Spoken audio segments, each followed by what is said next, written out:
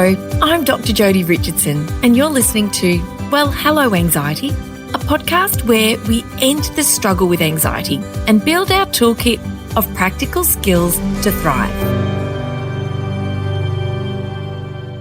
There are some conversations that feel like a once-in-a-lifetime opportunity, and this is one of them. It was an absolute honour to sit down with Dr Kristen Neff. She is the pioneering researcher who has transformed the way we think about self-compassion. As an associate professor at the University of Texas and the author of the field's most influential studies, honestly, Dr. Neff has done so much incredible work in this field of self-compassion and looked at applying self-compassion to such a broad variety of challenging situations that she really is an incredible leader and pioneer in this space. I personally first learned about Dr. Neff's work around 10 years ago, so it was such an honour to have the time to speak with her for the podcast and to be able to bring this episode to you.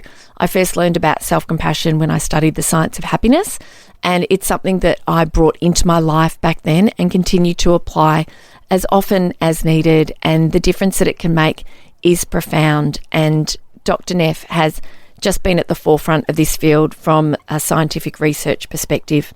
In this extra special episode, I'm sure you can tell I just particularly loved recording this one.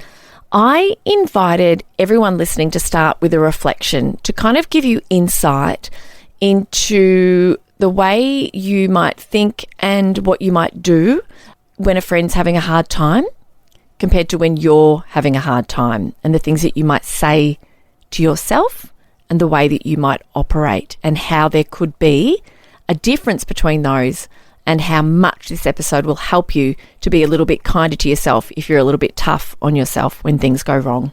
Dr. Neff, she takes us through what makes it hard for us to be compassionate for ourselves, and yet we can be more ready and more willing and able to give it to others. So she helps us make more sense of that, which I really appreciated.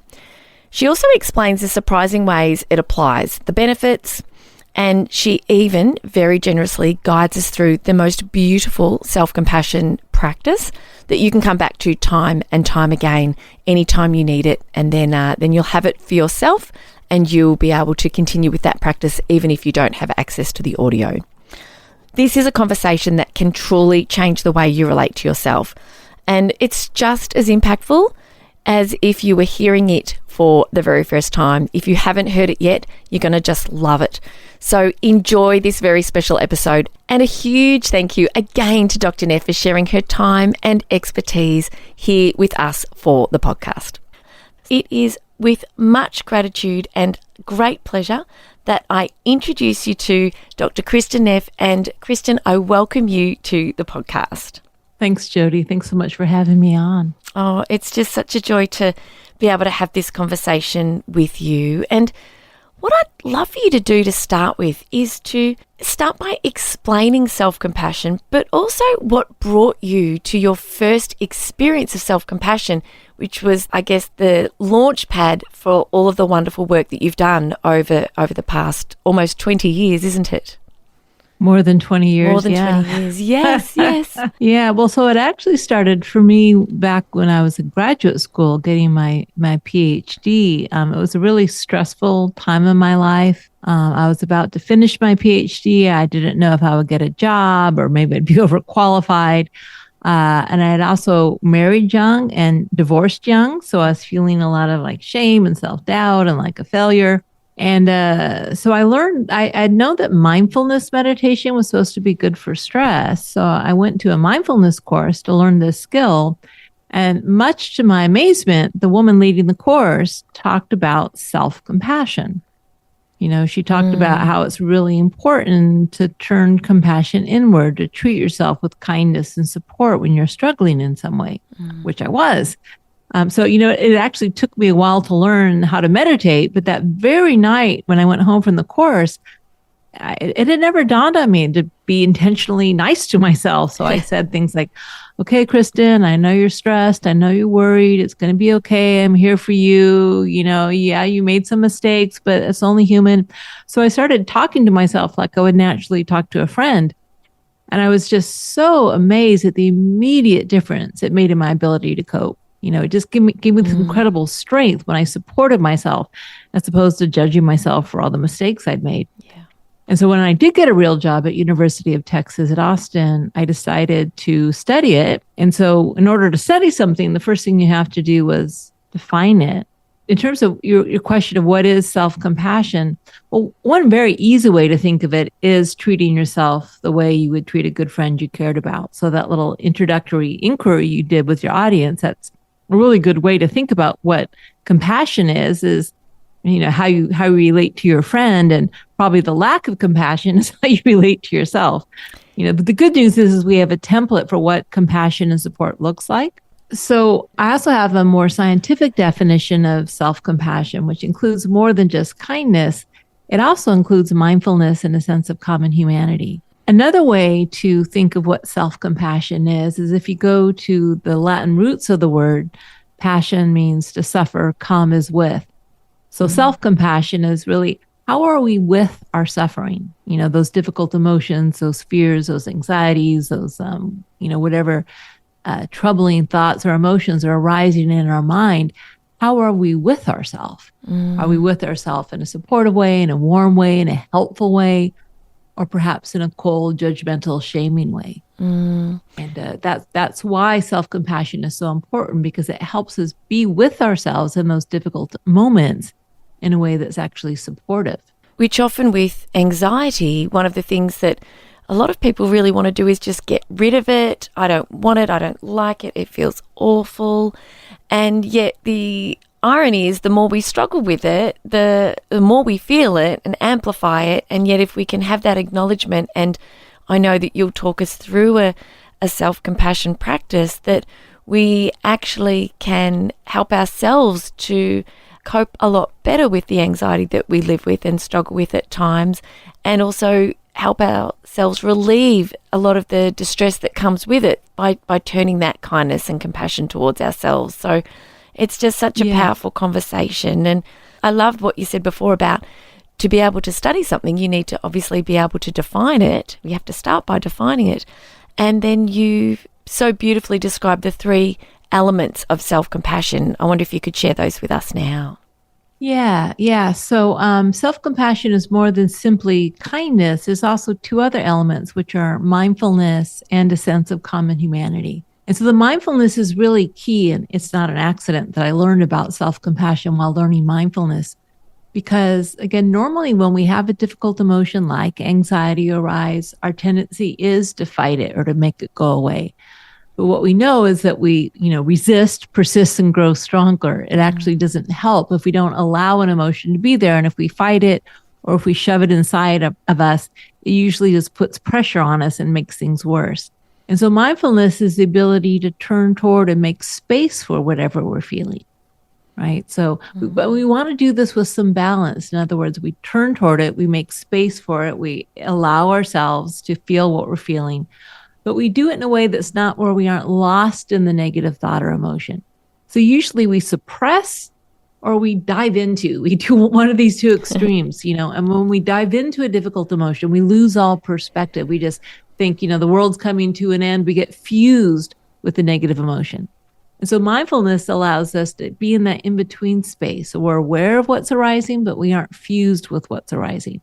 And that allows us to have some distance and to make good choices. So that's really, you might say, the first step of self-compassion. And then the next step might be, giving ourselves kindness, warmth, and support because we're struggling, just like we would to a good friend. But there's a 3rd element that may not be so obvious, but what's really key to self-compassion and what differentiates compassion from pity, actually, or from self-pity, is a sense of connectedness to others. So, if I pity someone, I feel separate from them. I'm looking down on them. Or with self-pity, I feel like, woe is me, somehow that I'm the only one in the world going through this. Everyone else is leading a normal, perfect life. And It's just me who's experiencing this difficulty. And so one of the reasons that it's so hard to deal with difficult emotions is we judge ourselves for having them, and we feel isolated and abnormal because we have them. Yeah. But of course, difficult thoughts and emotions, struggling, suffering. I mean, this is what it means to be human. We aren't alone. Quite literally, any emotion or thought you have, there are probably millions of people around the globe at this time having something very similar going on in their hearts and minds as well. And so compassion, if I have compassion for you, it means, hey, I've been there. So self-compassion, we remember that other people have been here as well. We aren't alone. There's nothing wrong with us for feeling as we do. It's part of the shared human experience. And so when we remember that, we feel connected, and that helps strengthen and empower us. So when all these three elements are together, we're mindful of our difficulty, we remember that we aren't alone, and we're being warm and supportive to ourselves because we're hurting, then that's, according to my definition, a state of self-compassion.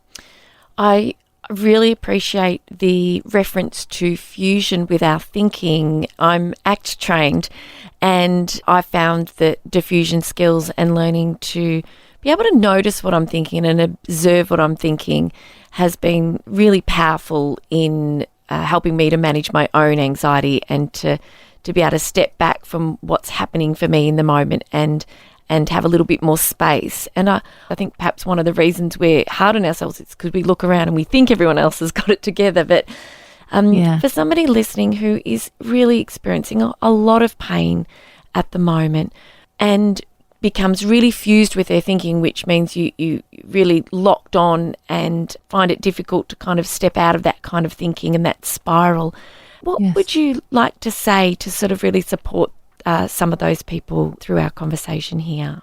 Right. So, of course, it's easier said than done. But the first, we really want to do two things. So the mindfulness movement and people, therapies like acceptance commitment therapy have been so useful in terms of helping us find ways to give us space from our difficult emotions. And that might mean by, focusing on your breath, or just they find even just saying out loud what you're feeling helps you defuse from it so you aren't so caught up in it. So we want to have, as much as we can, bring space to what we're experiencing, remembering maybe those parts of ourselves that are having a different experience. We aren't totally this one negative thought and emotion. We've got multiple things going on. So focusing on how your feet are feeling, for instance, might be one way you can kind of give space to your difficult emotion. But space isn't enough. This is where the self-compassion comes in. We need space, but we also need warmth, right? Because there's a reason we're so fused with it. It's because it hurts and we want to make it go away. And the reason we want to make it go away is because we're in pain. Yeah. So not only do we want to bring space to what we're feeling, we also want to open our hearts. And you can say something to yourself like, it's really hard to be feeling this, and kind of call it. It's like if a friend said, I'm going through this. First of all, you'd want to listen to your friend. You don't want to just ignore them or shut them out, or you don't want to tell them they're a fool for what they're feeling. Same with ourselves. But we also want to show that we care. And that's what's going to help your friend feel safe. And the same with ourselves. So space and warmth work hand in hand. So sometimes, if you might say, just, okay, give space to your feeling of anxiety. You may be able to do that. But of course, anxiety means we feel afraid. Yeah. And if we just give space from it, a part of us is saying, no, if I don't solve the problem, something horrible is going to happen. Whereas warmth actually can more directly help us feel safe, like saying to ourselves, or that part of ourselves that feels that anxiety, hey, I'm so sorry. I'm here for you. I will not abandon you. I promise I won't abandon you. How can I help? What do you need right now? And that kind of helpful warmth, encouragement, support actually helps us feel safe. And that safety can help us give a little space to those emotions. So they work hand in hand. We need three things: space, warmth, and connectedness, right? So remembering that it's normal, we aren't alone. We're part of a larger whole. The way our brains work, especially in those difficult moments, is they're kind of designed to make us feel like, to create this sense of self, because the sense of self is the problem solver. But of course, the truth is we aren't really separate from others. We're impacted by our environment. We're impacted by the people. We impact others. We are part of a larger whole. We just don't realize it. So remembering our essential connectedness, moving from what I like to call our small self, that feels separate and limited, to our our compassionate self is like a larger sense of self. It's a bigger sense of self. You might even think of it as your higher self or your spiritual self. I mean, people have different ways, or just your compassionate self. But this sense of self is bigger, it's connected, it's larger than just our small little selves. And this self is strong and capable and much more able to support us than maybe we even realize. It's something that I've practiced since learning about your work when I studied the science of happiness some time ago. That was actually 10 years ago, I think, 2014, so 10 years ago. And I have practiced self-compassion, and I've recorded a solo episode 42, for anyone who would like to go back and listen. And it helps me feel so comforted. And the practice that I know you're going to share with us later, I really encourage those of you listening, because the benefits of self-compassion are extraordinary and extend across a whole range of very, very human challenges, and which I'd like you to share with those with us in a moment. But why is it so hard to be kind to ourselves? It's not necessarily something that comes naturally for a lot of people. And I imagine it's obviously, of course, to do with our personality and the way we were raised and how we were spoken to growing up. But for listeners who are thinking, gosh, this is something that sounds like it would be so powerful in my life and something that I know that would make a difference for me, but I have this really negative way I speak to myself. It's small steps, I know, always. And like you say, it doesn't always come easily. But for anyone who learns a self-compassion practice today and wants to get going but finds it hard, could you help normalize that, please? Yes, absolutely. So, some people, when they learn about self-compassion, when they realize how self-critical they are, they start beating themselves up for beating themselves up. It's not only is it normal, it's actually seems to be our evolutionary heritage. So there are brain reasons why we tend to do this. So, and especially with something like anxiety. So as I'm sure many of your listeners know, when we feel personally threatened, the system that evolved to pop in immediately is the fight, flight, or freeze response. It activates the sympathetic nervous system, cortisol, adrenaline, because we're threatened in some way. Now, this is really good for fighting off a lion who's attacking you, for instance. But when the threat is yourself because you failed or made a mistake, we tend to fight ourselves, right? We criticize ourselves. It's a form of the fight response, which is hopefully we're what we think is that we're going to control our behavior so that maybe we'll be safe. We'll make some change so we won't be threatened anymore. Or else if we beat ourselves up first, it won't hurt so badly. If others criticize us, these are safety behaviors. Or we flee into a sense of shame or isolation, right? We think kind of hang our heads in shame because we're afraid metaphorically of the judgments of others. Or we freeze and we get stuck and we ruminate. We get stuck in these loops because this is the natural instinct to freeze and play dead, as if somehow if you just don't move, the problem will go away.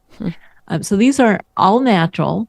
It's actually when your good friend fails or makes a mistake, you aren't so personally threatened. So you don't go into fight, flight, or freeze mode. You tend to go use another safety system called the tend and befriend mode, or the care system. And this primarily evolved for infants and caregivers and for in-group members to care for each other to enhance safety. But it pretty much evolved to care for others, not so much for ourselves. For us, the first instinct is, I'm threatened, fight, flight, flee, or freeze. Whereas with others, our instinct is more to care. The good news is because both are natural, what we can do is we can do a little hack. So if you imagine, what would I say to a good friend in this situation? You can say that to yourself. So for instance, putting your own hand on your shoulder has the same effect on your physiology, lowering cortisol, for instance, as if someone else puts their hand on your shoulder. So our bodies don't really know the difference. So when we treat ourselves like we treat a good friend, or if we imagine what a good friend might say to us, we have these natural access points to compassion. Compassion is also natural.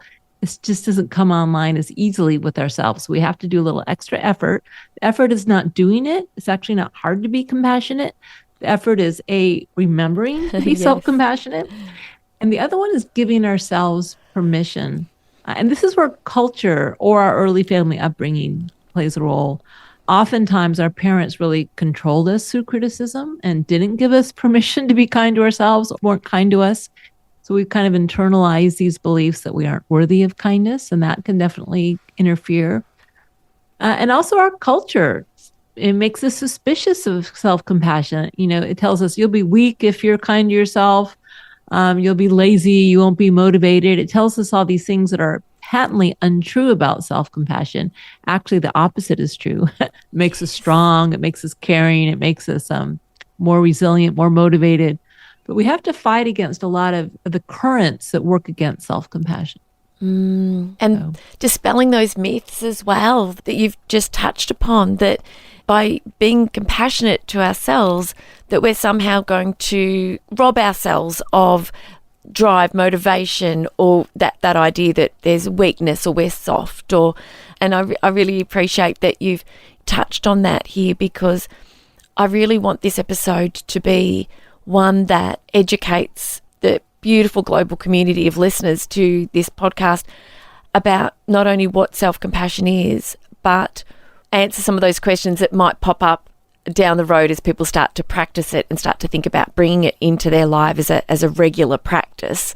And so, being able to talk about some of those myths now, I think is really important. I'd love to. And also, if you don't have to even believe what I say, there's a ton of research on this. If you go to my website, selfcompassion.org, you can read about it. But so, for instance, the myth that it'll make you weak. Well, really, when you go into battle, what's going to make you stronger? If you are an ally to yourself, if you support yourself, if you ask yourself, what do I need? What would help? Or if you're an enemy, if you cut yourself down, if you shame yourself. Clearly, being your own ally, supporting yourself is going to help, not hurt. It's going to help strengthen you. And research shows, no matter what the challenge is, it could be combat, it could be COVID, it could be a hurricane. If you're kind and supportive toward yourself, you'll be more able to get through it. Some people think it's selfish. Quite the opposite. Compassion must flow inward in order to sustain giving it outward. You will burn out if all your compassion flows outward and you don't attend to your own needs. So it actually helps caregivers, for instance, helps healthcare professionals, helps parents be compassionate by sustaining their internal resources. But the biggest one is the belief that it'll undermine our motivation. And that's because self-criticism actually does kind of work as a motivator. Many of us have motivated ourselves by being really hard on ourselves. Unless you study for those exams or reach your sales target, I will hate myself, or I'll somehow shame myself. But it works the same way harsh criticism works to motivate children. Yeah, you can get a child to do what you want them to by criticizing them and shaming them and putting the fear into them that you won't love them if they don't do well. But you're going to also harm that child. Yeah. You're going to create unnecessary performance anxiety. You're going to create a fear of failure. You're going to undermine their self-confidence. The best way to motivate a child is to say, I believe in you. I'm here for you. How can I help? Yes. And hopefully we know that as parents or as teachers, but we need to get that message for ourselves. Love is a more powerful motivating force than fear. We still will want to reach our goals, but not because we're inadequate if we don't. It's simply because we care. We want to succeed. We want to be happy. We want to fulfill our potential. And if we fall a little short, doesn't mean that we are a failure. It just means, okay, what can I learn from this situation? So self-compassion creates what's called the learning and growth orientation, as opposed to just being worried about what does this success or failure say about me as a person. Oh, I was having a conversation yesterday with a teacher. Most of my work is going into schools and speaking to senior students around exam stress and anxiety, speaking to parents about anxiety so they understand and know what helps, and delivering professional development around anxiety. And having a conversation yesterday with a teacher at a school, and we were talking just about that, about the pressure that a lot of students are feeling that is coming from home around performance, and just how that is translating into extreme anxiety. And there's a school refusal problem here in Australia, as there is in other parts of the world as well. And so I really appreciate that you've been able to share with us the difference that it can make in so many ways, and culturally and generationally there are patterns, but we can learn and acknowledge patterns of the past and make changes once we learn what a difference an approach such as this one can make. And so one of the things that I've found in my own experience of self-compassion, and I understand that other people do too, is that when we turn that compassion on ourselves, we can feel quite emotional. And it can also make us feel almost a little teary. You know, when you're having a hard day, I'll never forget when a pet of mine had died, and I was teaching a long time ago as a teacher. And I was fine. I was back at school. I was going about my day until someone said, "How are you? Are you okay?" And I burst into tears because of the care and compassion someone showed me. And I've experienced those same kind of emotions when I've turned it on myself. So can you talk to listeners about that experience, if they haven't been compassionate to themselves in the past, what they might expect when they practice this for the first time, or perhaps that's something that we'll always experience when we practice it? Yeah, so there's 3 ways you can expect to feel when you practice self-compassion. You might feel good, you might feel bad, and you may feel nothing. Right. Okay. And so self-compassion is really an attitude we have toward ourselves. It's not actually a particular feeling state. It's trying to turn toward whatever's happening with support and warmth. And what often happens when we do that, as you mentioned, is we give ourselves kindness and warmth. And what comes up is we actually feel bad. We may even feel worse. There's a term for this we have called backdraft. And that's a firefighting term, which is, if the house is on fire and you fling open the doors of that house, the fresh air rushes in and the flames rush out. And that can actually happen with self-compassion practice. It's like we've closed the doors of our heart just to survive. And sometimes we have to, right? You got to work, you got to, put one foot in front of the other. So you shut down your heart to get through and to survive. And then you start to open the doors of your heart and the fresh air of the love rushes in. And often the pain rushes out, the old pain rushes out. Now, sometimes it can feel scary, or you may think you're doing it wrong if you expect to feel good with self-compassion practice. But actually, it's a good sign, because what it means is the pain is being released. The pain has to be released in order to be processed and to be healed. If we just keep it locked up inside of our body, it will just create all sorts of problems in our unconscious or physical health problems. We never allow ourselves to heal. So in order for the healing process to occur, we need to bring awareness to the pain that we have inside of our hearts. However, we also don't want to do it in a way that's destabilizing or re-traumatizing. Sometimes we need to go slowly. Maybe just open your heart a little bit and then close the doors again and go step by step. So it actually is a good sign. It means the healing process has begun. And so don't be surprised if you do feel worse when you start to practice self-compassion. But the self-compassion isn't causing the pain. The self-compassion is just bringing the light of loving awareness to the pain that's already there. And then if you go at a pace that feels safe and comfortable, eventually that pain will start to heal when held in the loving, connected presence, which is, by the way, what the 3 components of self-compassion are: mindfulness, common humanity, and kindness. So it's a good evocative term. When you hold your pain in loving, connected presence, eventually it starts to heal, and then you can finally release it, and it's not trapped inside of you anymore. I love the metaphor of the closing the door on how we feel, and we do that when we have to get up and go to work, or we're parenting, or we're caring for someone, or we have tasks that just need to get done, and the idea that we can then go back and open it when we've got the time, when we've got the space. And it's a service to ourselves. It's a kindness to ourselves to do that. And recently, I haven't shared here on the podcast, but recently I had a surgical procedure. I didn't respond very well. I had some concerning news as a result of it that took the wind out of me, and I was physically and emotionally in a really difficult place. And I spoke to a beautiful friend of mine the next day, and she held me and supported me and listened and validated and shared so much love and compassion. And we agreed that the very best course of action for me would be to actually clear the week ahead. And that meant making some really big decisions about cancellations for speaking at a conference, traveling interstate, and really letting people down, which is the opposite of what I love to do in my life. And it was the first time, I think, ever that I've really stopped and put myself first and kind of really cleared the decks and gave myself the time and the space to really feel it and start processing and cry if I needed to, share compassion with myself.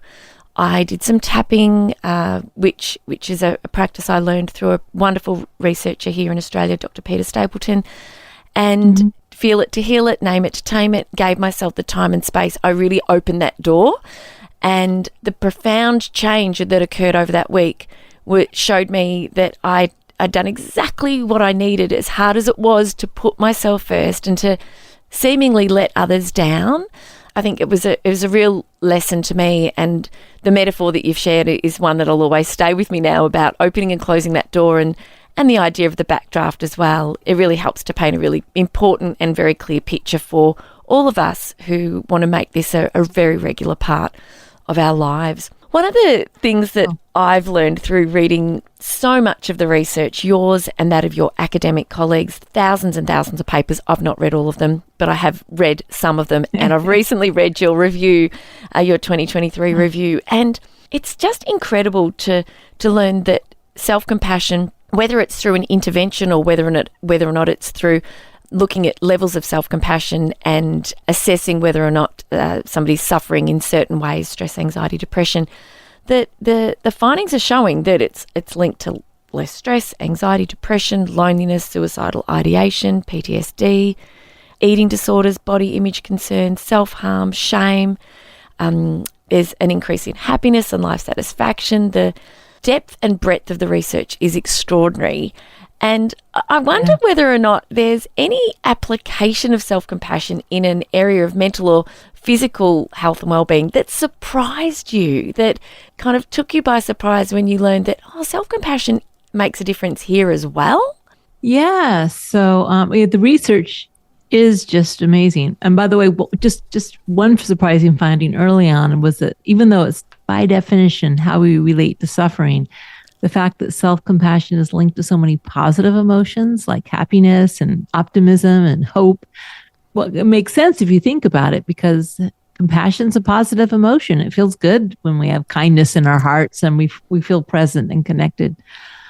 But one area that surprised me was a lot of researchers, especially actually in Canada, it's where most of the academics are who study this, found that self-compassion really helps athletes. And so actually I had a dissertation student who wanted to study what would happen if we taught self-compassion to athletes. So athletes, they need to be at the top of their game. They need to be special and above average just to keep their scholarships or their profession, right? So most athletes are really tough on themselves. But what the research shows, and in the study we showed, we did as well, that if you teach athletes to be compassionate toward their mistakes or failures in a training routine, and by the way, for an athlete, it is not compassionate to say, oh, your performance is fine if it's not. The most compassionate thing to say is, okay, yeah, that you need to work on this. This could be improved. But it's really the attitude with which you give the feedback. Is it like, how can I help you? I believe in you. This through encouragement. Or if it's through like you're stupid or you're lame or you're a failure because you didn't do this. So we taught athletes how to treat themselves like a really good, told them to imagine an ideally supportive, compassionate coach who saw things very clearly, who gave them very good, constructive, detailed, informative feedback on their training routine or their performance.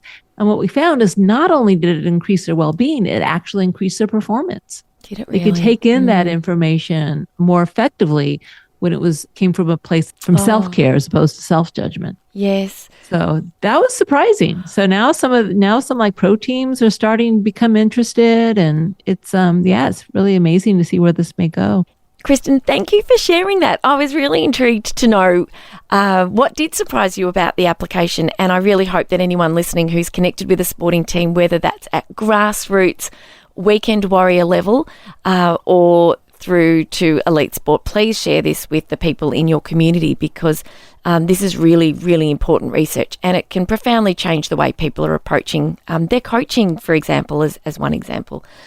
I'd really love for you to guide us through a brief self-compassion practice, please, so that listeners who have never had the opportunity to listen to one of your guided practices, you have many on your website, has an opportunity now to listen and tune in and experience it. Is that something that you could do for us, please? Yes, absolutely. Thank you. I would love to lead what's called a self-compassion break.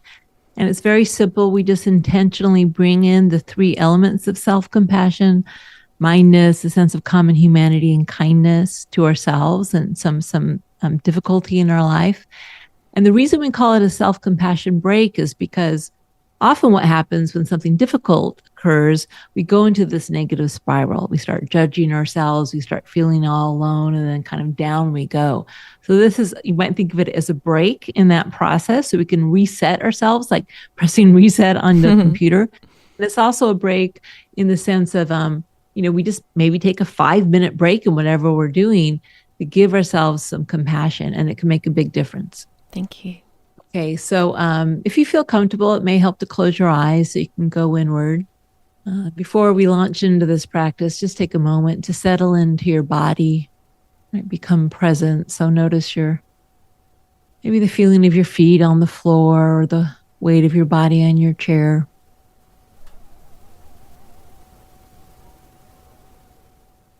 Okay, so I would invite you to think of something in your life that is causing you some stress or anxiety or discomfort. Please don't think of anything that's really distressing or even traumatic, because if you're really focused on that issue, you won't be able to learn the practice. But something that's moderately anxiety provoking or uncomfortable.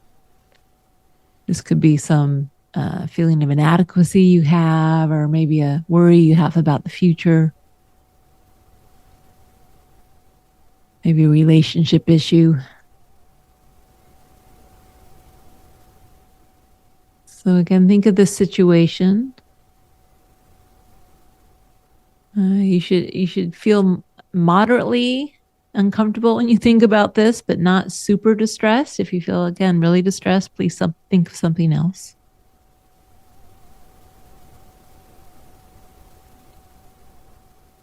Okay, so what we want to do first is use mindfulness to turn toward and be with our discomfort by giving it some space, right? So just becoming aware of the fact that this is really hard, right? So we're turning toward the difficult thoughts and emotions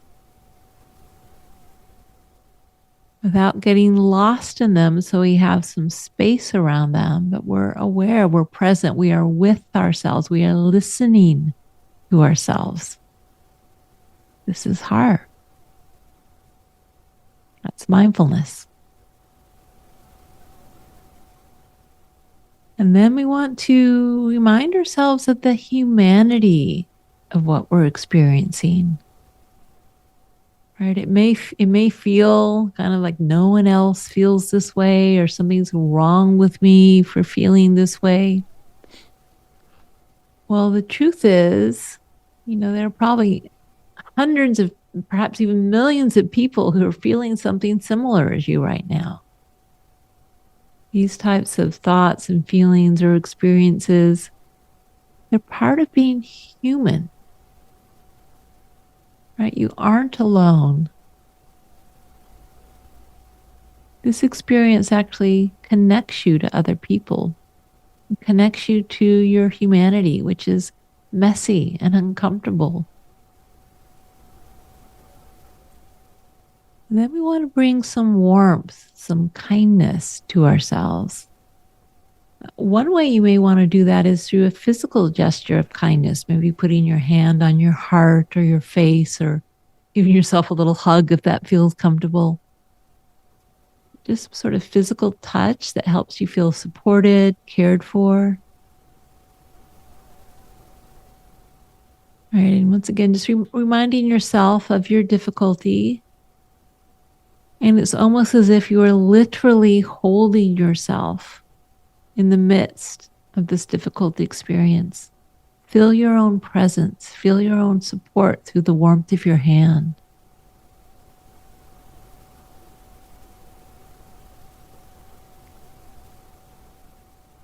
Right. And then we're kind of switching into our compassionate self, our bigger self, our higher self, you may think of it as. And from this more resourced, more connected, more loving place,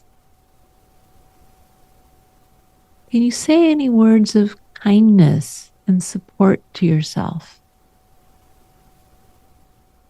Whatever suits you in this situation. Maybe it's some words of acceptance. You're doing the best you can. It's okay to make mistakes. This is how we learn. Or maybe they're just words of support. I'm here for you. I'll do my best to help me get through this.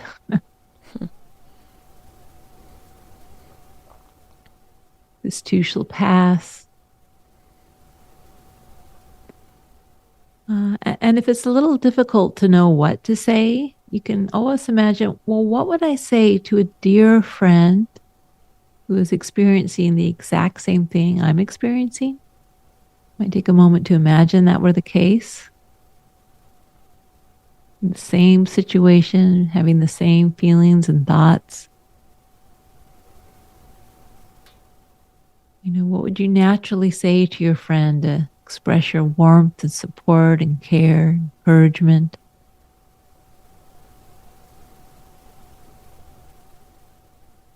Your wisdom.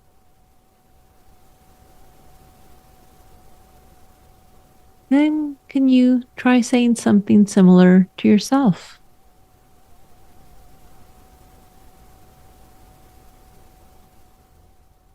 And if that just feels too awkward, you could also imagine, well, what would an ideally kind and compassionate friend say to you?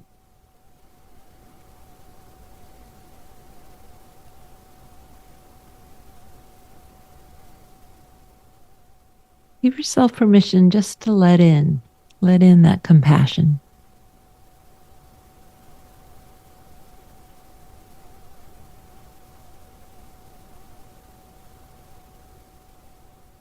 Okay, and then letting the practice go.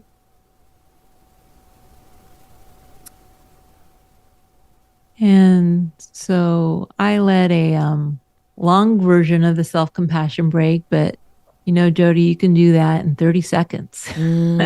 Like, this hurts. I'm not alone. I'm here for myself. What do I need? Yes. It doesn't have to be so long and drawn out. But I do appreciate you taking the time to give our listeners this beautiful experience, and also one that they can come back to. So listeners, you can come back to this episode, you can replay that and use that to guide you as you develop your own practice. And as you were saying, Kristen, that it can be done in the moment. And as you said at the beginning, that it's remembering to use it. And when we're so anxious, we can become so focused on the threat, so focused on the fear, that we can't often tap into the skills and the practices that we know can make a difference for us, whether that's through the breath or through our grounding, through the body. And a self-compassion practice falls under that category. So I guess my last question to you before we ask how people can connect more with your work and the Centre for Mindful Self-Compassion, is a reminder, is a sticky note a good idea on a laptop, or a reminder around the house? How do you support people or recommend people remind themselves to draw on this practice and make it a part of everyday life? Yeah. So any way you can find to help you remember. Sticky notes you can do, joining a community of others. Like, for instance, I have a self-compassion community online. It helps when other people remind you. I just want to make a point, kind of, especially for people with anxiety, which is another way to help integrate it. What can sometimes happen when we practice mindfulness, for instance, is that part of us that feels the anxiety and feels the fear is afraid that we aren't going to listen to it because now we're like meditating or doing something else. And so that's partly why sometimes these parts take over the system, because they think they're being ignored or not listened to. So one way to help is just to say to that part of yourself that feels the anxiety, for instance, I listen to you. I hear you. I believe you. I'm going to do everything in my power to help you feel safe. And so just kind of giving that reassurance to those parts actually helps them relax a little bit so that they don't need to take over the system. So part of the reason we don't remember is because these other parts of us are so busy trying to keep us safe that they don't give us any room to remember things like self-compassion. Yes. So the more we can do to help those parts feel heard and listened to, actually the more space they'll give for our compassionate voice to shine through. That's something that internal family systems therapy talks a lot about, and I found it to be very true with self-compassion practice. Oh, thank you. Oh, I so appreciate that added insight, because it's the absolute truth of it. We can spiral when we're highly anxious. And yes. So that insight is really powerful. It's about really telling ourselves that it's okay, because the threat that our brain is so often responding to is a challenge, an opportunity, something new. It's not always something that's actually dangerous. In fact, most of the time it's not. And so thank you, Kristen. You've so generously shared a snippet of your wonderful wisdom and expertise, over 20 years of research. We've had such a beautiful conversation, and I'm very, very grateful to you for your time and for sharing so generously with me and with this beautiful community of the podcast.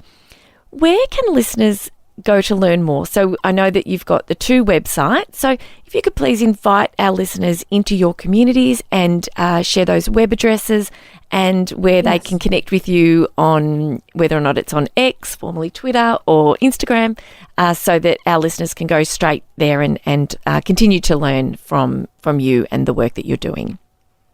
Great. So probably the easiest thing to do is just Google self-compassion. You'll find my website, which is selfcompassion.org.